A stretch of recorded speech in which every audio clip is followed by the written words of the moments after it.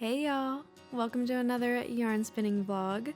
Today I'm using this gorgeous fiber from Shirsty Cat Designs by Kelly Straub.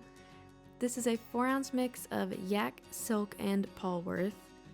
I believe the fiber prep is a commercially combed top, so the fibers are mostly aligned parallel, but not perfectly. That means this should create a pretty smooth yarn with not much halo or crazy texture. I'm starting by unwinding the fiber and then folding it in half to split into 2 roughly equal parts so that I can spin 2 bobbins of singles to ply together. It doesn't matter if the 2 halves are not perfectly even, since I'll just use the plying bracelet method to finish off the bobbin with more singles. I only need one of these halves right now, so I'm going to set the other half aside. Then I'm tearing off a section of my working fiber and pulling it apart and fluffing it up a bit to make the fibers easier to draft while I'm spinning. And now it's time to get started on the wheel. Also, I did give my wheel a quick oil off camera to keep things running smoothly. Once I thread the leader yarn, I adjust the tension on my wheel. For Scotch tension wheels like this, you want to set the tension so that it gently pulls the yarn onto the bobbin. If the tension is too low, then the yarn won't wrap around the bobbin, and if it's too high, then it will literally pull the yarn right out of your hands. And the tension might also need minor adjustments as the bobbin fills up.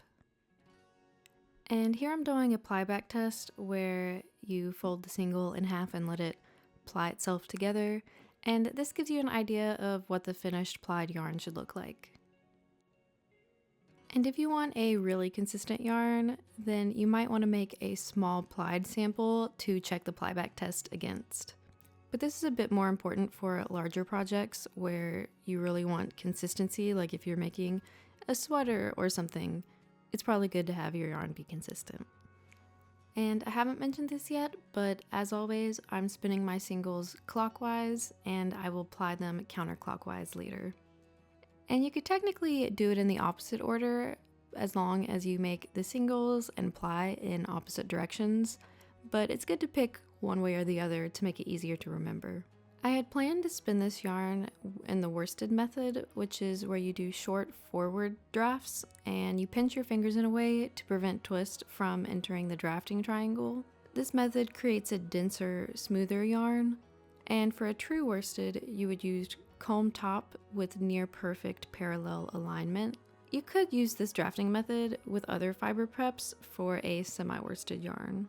However, when I tried using the worsted method with this fiber, drafting was a struggle, so I switched to the method that I usually use, which is woolen drafting, with a backward draw where my backhand pulls away from the wheel.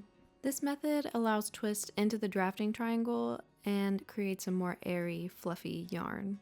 And sometimes when spinning woolen style, thick sections will get drafted, and these are called slubs, and they can be thinned out by gently pinching and untwisting the ends a little bit, and gently pulling them apart and letting the twist enter the area again.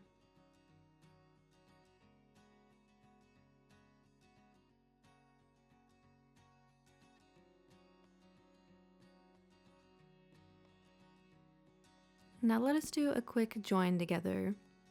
I had to tear a little bit off the fiber to get a nice fluffy end. Those fluffy ends are very important. And this fiber was a bit slippery, so I split the fluff attached to the single in half and put the fluff of the working fiber in the middle, and then let the twist go up that section.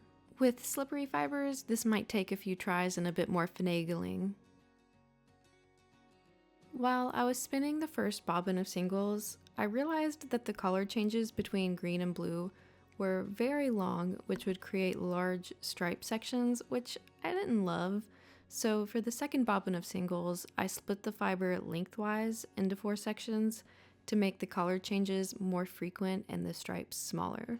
I think this will have a really nice effect on the final yarn, and I believe that makes this a fractal yarn since it will have both large and small repeating color changes. I still pre-drafted these smaller sections a little bit to help loosen the fibers up, and these thinner sections were actually a lot easier to spin, so the second bobbin spun up a lot faster.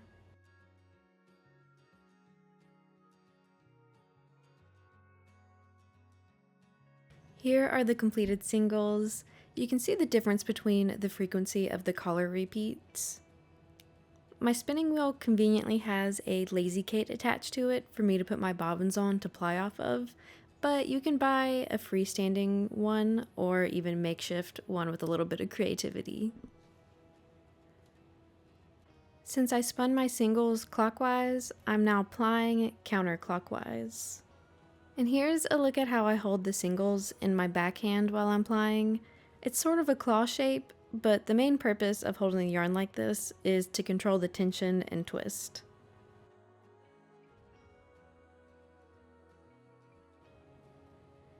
Also, to be consistent with the twist, I count the treadles so that on the 4th treadle, I feed the yarn onto the bobbin. So the pattern is 1, 2, 3, feed, 1, 2, 3, feed, 1, 2, 3, feed.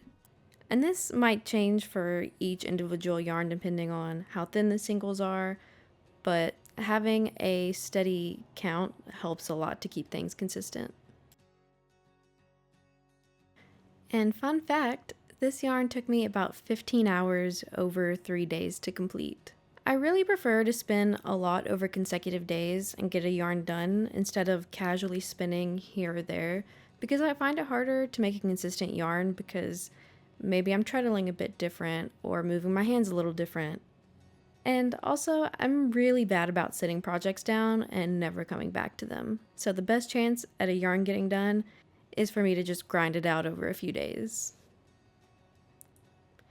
Here I ran out of singles on one of the bobbins, so I'm going to finish this yarn with a plying bracelet. I'm going to try to explain this. It's going to sound complicated, but once you get it down, it's not that bad. But basically, you wrap the single around the back of your hand, then over your middle finger, and then back the way you came, and then across the back of the hand again, and then over the middle finger from the other direction, and then back the way you came from, and then across the back of the hand, and you repeat until you are all out of singles. And a little tip, you want to be careful not to wrap the yarn too tightly around your hand and finger, or else it will be very hard to get off your middle finger and might start cutting off circulation. And then once all of the singles are on your hand, you slip the yarn that's on your middle finger off and slide the bracelet down onto your wrist. Then to attach the end of your plying bracelet to your working yarn, you're going to put it between the singles that are attached. So you have the one that is attached to your wrist, and then you have the end piece from the bobbin that ran out. And you're going to put the loose end attached to your wrist between those and add twist.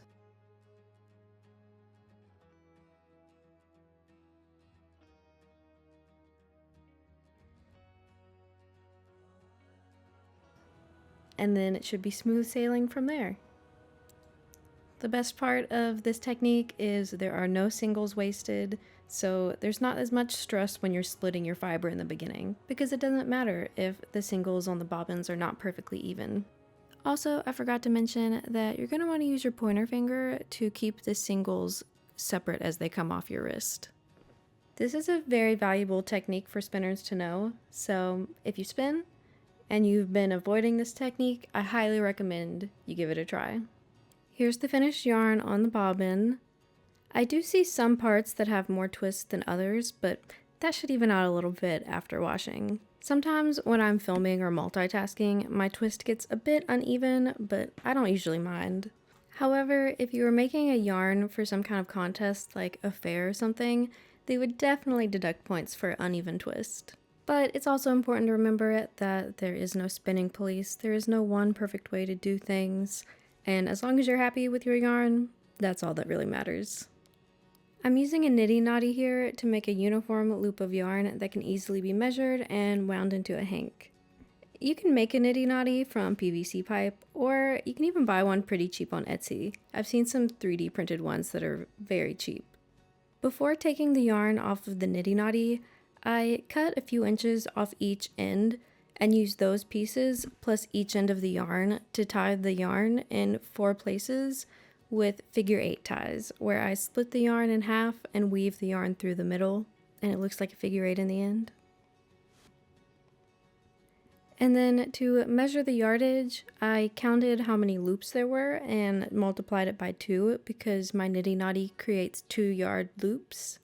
I ended up with 106 loops, so that's 212 yards. I'll probably call it 210 just to be safe. I didn't end up measuring the wraps per inch, but I would guess this is a DK or sport weight yarn. I realize now in my previous yarn vlogs, I don't think I've mentioned the yardage or wraps per inch or weight of the yarn, so if that's something that you like for me to say, let me know down in the comments and I'll try to remember to add that to future videos. Now it's time to give this yarn a nice hot bath, and I'm using my go-to soap, which is this Tufts bar. It's important to remember when using hot water not to agitate the yarn too much or you might get some felting. Some fibers have more of a tendency to felt, but if you're worried about felting, just use cool water and you reduce the risk a lot. I ended up doing a rinse soak as well for this yarn. Sometimes I do this and sometimes I don't, and I haven't really noticed a difference. Although I did just look up the directions for this specific soap and it does say to rinse well, but I have seen soaps that are for hand knits, and I'm assuming they also work for hand spun yarn, that don't need rinsing. Then after the yarn is soaked for a bit, I press out as much water as I can, and I'm careful to not wring the yarn like a rag. That is a no-no. Then I hook my thumbs through each end of the loops and give it a few big tugs to help balance out the yarn. And then to dry it a little bit more, I wrapped the yarn in a towel and pressed out more water. And then finally, I hung it up on a chair to finish drying and placed a towel underneath to catch the drips. I'm so curious to see how this yarn will work up. I don't have any plans for it yet, but I want to do something that shows the stripes really nicely. Let me know down in the comments what you think of this yarn, or if you have any ideas of what I should make with it. If you like this video, then you'll probably like my other spinning vlogs. I will have that playlist linked below and on this outro screen. Thanks for watching, and I hope to see you again soon in the next video. Bye!